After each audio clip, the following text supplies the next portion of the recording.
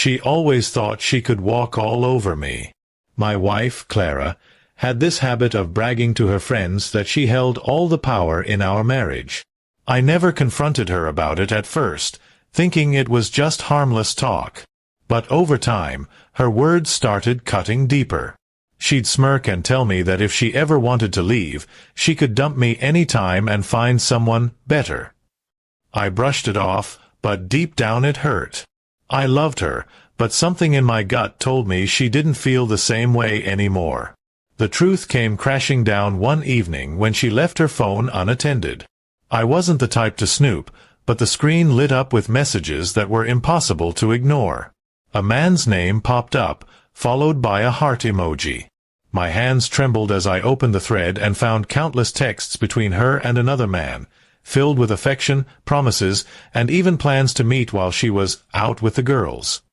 My heart sank, but at that moment, something inside me snapped. When she came home later that night, I didn't confront her. Instead, I watched how easily she lied about being with her friends. She even kissed me on the cheek, not knowing I knew everything. That's when I decided I wouldn't cry, I wouldn't beg, and I wouldn't give her the satisfaction of watching me fall apart.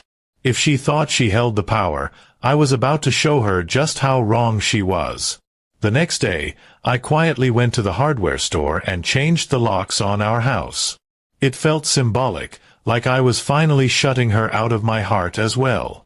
I packed her things neatly into boxes and left them in the garage.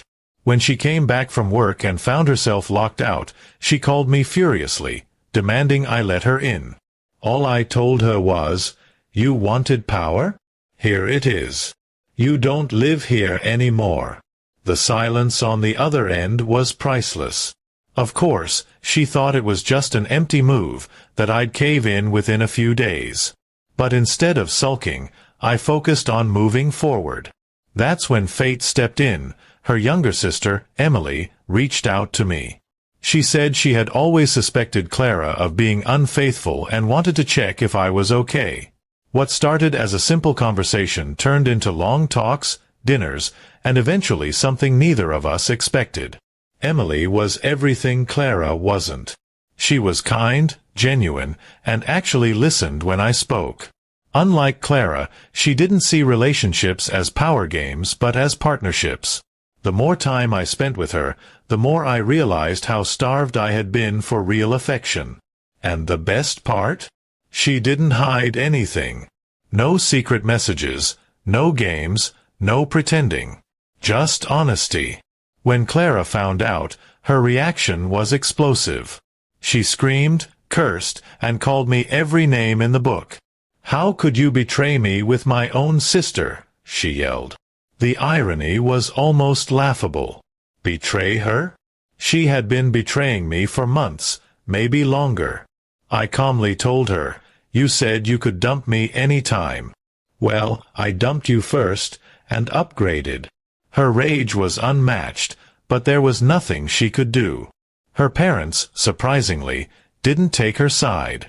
They had always seen how selfish Clara could be but stayed silent for the sake of family peace. Now that everything was in the open, they actually supported me and Emily. Clara became the black sheep of her own family, something she had never expected. The woman who once bragged about having all the control now had none at all. It didn't take long for Clara's relationship with her lover to fizzle out. He wasn't interested in a long-term commitment. He just wanted the thrill of sneaking around. Once the excitement was gone, so was he. Clara was left alone, without a home, without her family's support, and without the husband she thought would always be waiting in the shadows. Meanwhile, my bond with Emily only grew stronger. At first, it felt strange, almost like forbidden territory, but the more we opened up to each other, the more natural it felt. She admitted she had always thought I deserved better, and I finally believed it. Being with her didn't feel like revenge anymore. It felt like healing. Clara tried to win me back a few times, showing up at my workplace or leaving long emotional messages, but I never responded. The old me would have fallen for it, but I had learned my worth.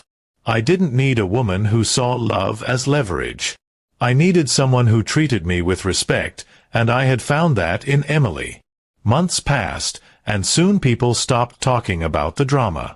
Clara faded into the background, while Emily and I moved forward together. Friends who once pitied me now congratulated me for how I handled everything. They called it the sweetest revenge, but for me, it was simply a fresh start. In the end, Clara was right about one thing. She could leave me any time.